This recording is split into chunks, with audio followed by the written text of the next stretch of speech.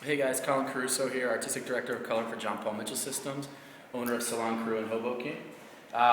Working on my lovely model Ashley. I want to share with you guys some balayage tips and tricks to help you guys have better, cleaner end results as you guys are working.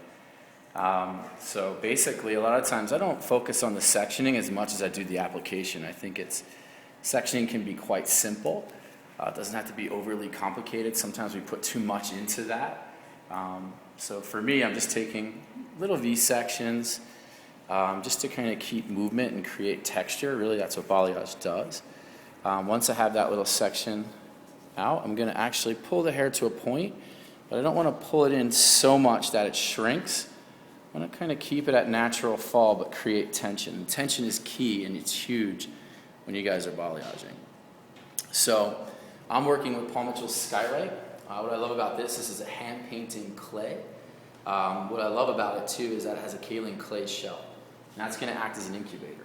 Anytime that you guys are highlighting, you need two things really that are most important: saturation, incubation. That's no different in this case. So what I love about this is the kaolin clay shell is the incubator, so it acts like the foil. So what you guys will see, even if you look at the processed end results, you'll see that really starting to just thicken up. That's going to make sure that we don't get any transfer on the other sections as we start to work, which is great. So using the right tools, that's what artists are all about. We have all these different lighteners out. When to use the right one, when to pick the right one is important. That's what makes us artists. So I always look at balayaging as erasing. A lot of times we concentrate on it as painting. That's one way to look at it, but you're really erasing. So if you guys think, if this was, if I had a giant piece of paper and I came in with a pencil and colored the whole thing in and then grabbed an eraser, the harder I press that eraser, the more I'm going to remove. The lighter I would press that eraser, the more I'm going to blend. And the same thing works for hair. So where I want to be light, I'm going to press. I'm going to press hard. Where I want to erase color, where I want to remove color, I'm going to press really, really hard. So again, incubation, saturation. I'm going to saturate really a lot where I want to actually get most of my lift. And I think that's really key. So I'm going to work on those ends first. Once I have my ends erased, product on, and I always say the whiter the lighter. The more product you guys put on, again, this is going to act as our foil. So I really want to load that product up to get good even lift. Right? Now once I'm loaded up on the ends here, now I'm going to lightly erase or blend as I'm starting work. So I'm going to take this product from here and just roll it up. And the reason why I like to go up, if I was to come in here, right, and pull down, I'm going to put the bulk of my product on that regrowth. Again, that's going to overly saturate up there. So what's going to happen is I'm going to get more lift here and less through the ends. So what I like to do is take this and actually work it up, and that's going to keep it soft. So combination of up and down is fine, but that's really going to give me the blending that I want in through here. So less product in through the regrowth area, more towards the ends, and then it's just to eye. That's what I really love about balayage, hand painting. It's very relaxing, but it really is to eye. It's kind of what makes it a little bit more artistic. So if you guys see, I'm really lightly pressing, not heavy. And that's going to give me a nice blend at that root. So what's going to happen is I'm going to go a little deeper to brighter and lighter. Okay? So it's one of the things, as we start to balayage, again, the technique becomes more about how you paint than it is oftentimes about sectioning.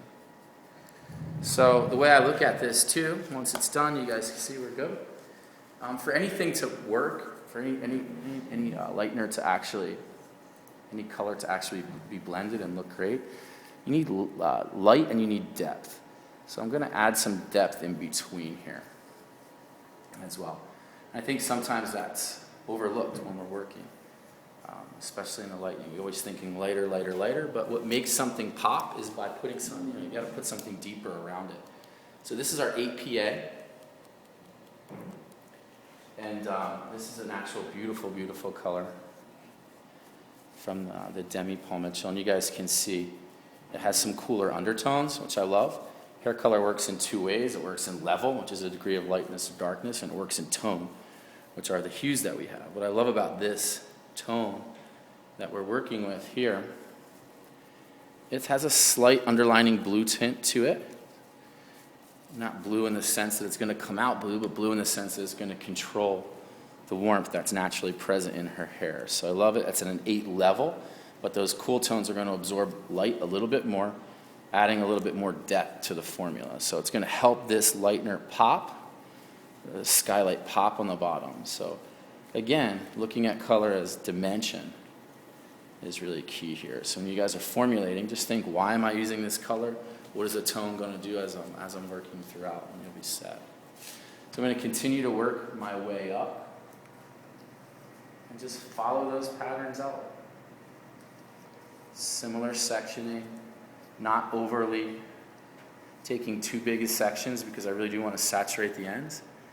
I'm going to actually do the same thing as I start to work up. Again, applying at the ends first, to me, always is a little bit easier. Cross-checking, this is how you cross-check color.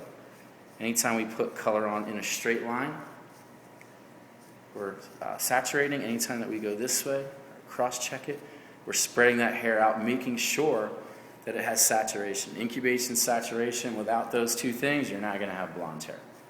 So for balayage, that's really, really important too. As you guys know, guests, they really expect to be light. Lighter, brighter at their end result, and incubation, saturation are really what's going to be two things that are going to get you there. So I'm going to be a little quicker on this one.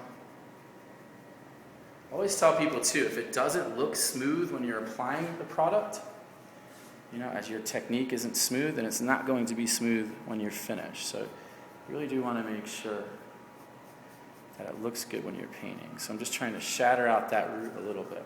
Okay. And again, the biggest thing you guys want to do is have fun when you're working. Okay?